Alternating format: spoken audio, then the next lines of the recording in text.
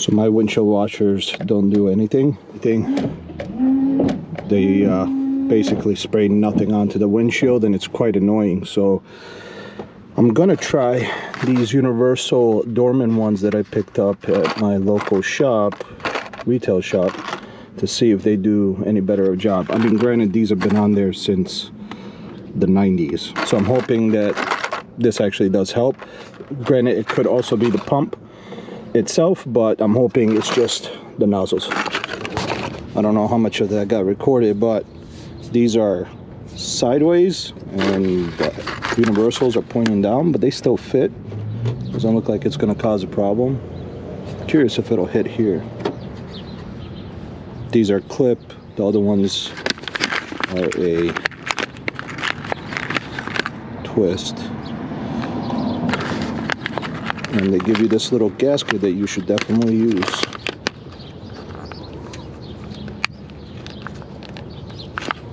Let's do the other one. There you go.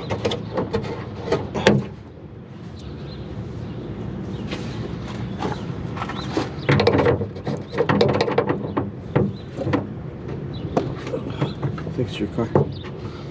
Did you? You fixed my car? It was Oh, something out of place. I put it back in place. no.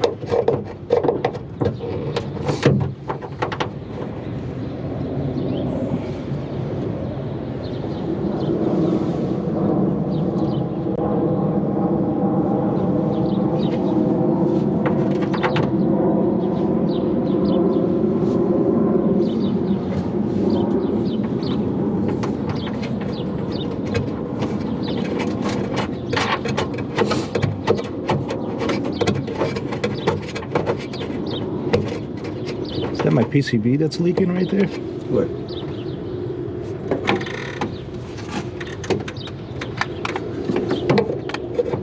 I mean, yeah, the gasket's probably, got over 200,000 miles on it. Almost certainly. I'm pretty sure it hasn't been touched. Well, that's why I was like, these are from the 90s, you know? Like, obviously they stopped working at some point. Like they stopped working? Like They just don't like, they literally just touch the bottom of the windshield, so. Like, whatever water hits at the bottom of the windshield. Okay, I got you. I got Oh, you. you gonna do it? I got you. I can do this. I don't think it will. Keep going.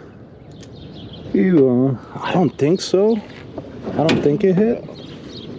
All right, let's see. It's gonna spray you. Wow. Oh, that was... So it sprayed down. Oh, you can adjust them. Yeah. There's adjusters. But that's at least spraying, so that's good.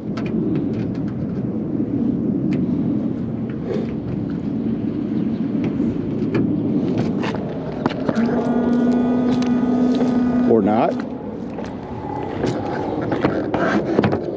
I mean, I'm pointing them up.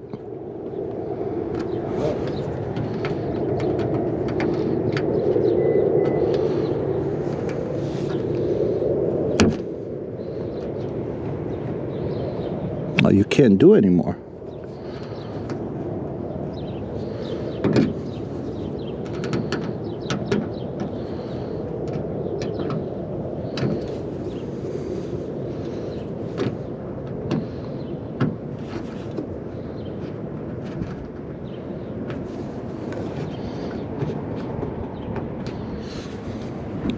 I lied, you can do more. I'm just trying to figure out what's too much.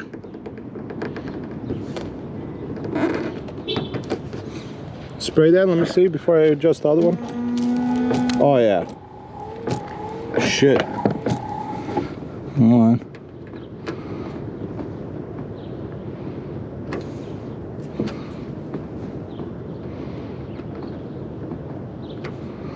Try it now. Oh, that's perfect.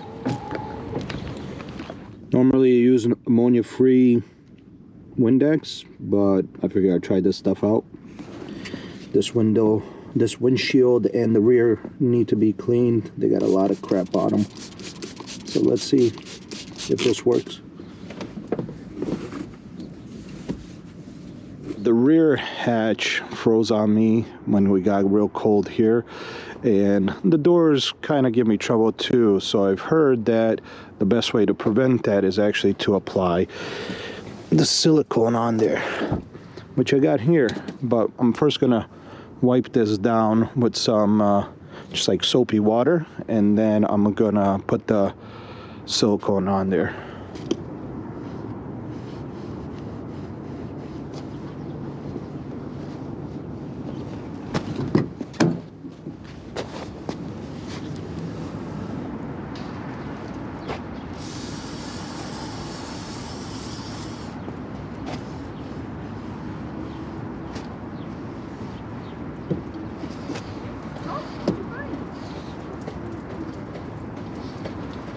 Problem where the keyhole for the driver's side door was basically frozen shut, and it says to do the same thing. Use silicone, spray it in there, and then run the key in a few times.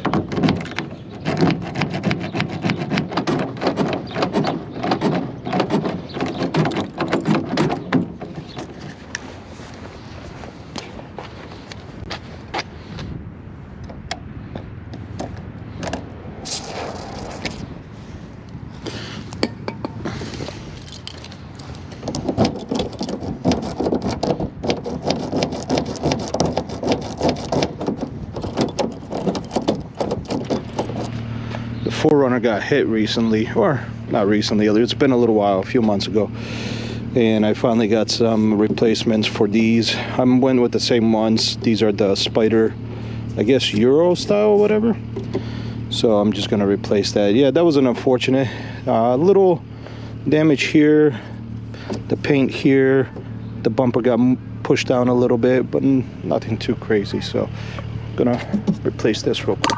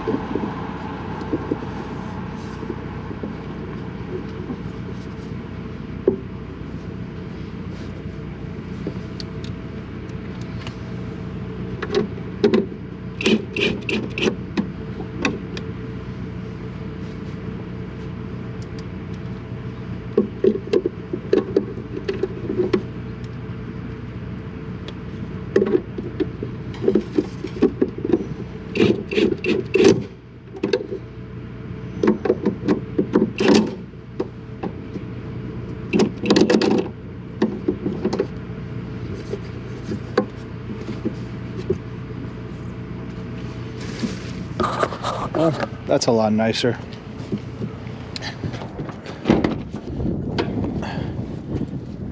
I actually lost the bolt, but I'm replacing this bolt that was on this bracket. As you can see, there's the rust is on the bracket. I wanted to show you guys, but if that little screw right there is any indication, this bolt was super rusty. So I'm replacing it with a stainless steel one because that's what I like to do.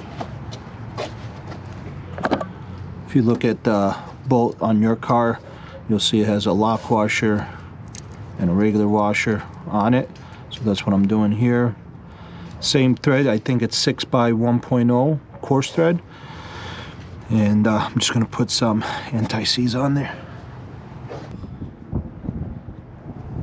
My buddy gives me crap for this all the time. I'm doing stainless on this stuff, but I don't know, for me it's one of those things where it's like,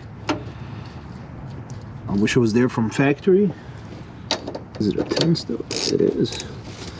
It's one of those things I wish it was there from factory, and seeing it rust, like, I'm not replacing it with another bolt that's gonna just rust. So stainless it is.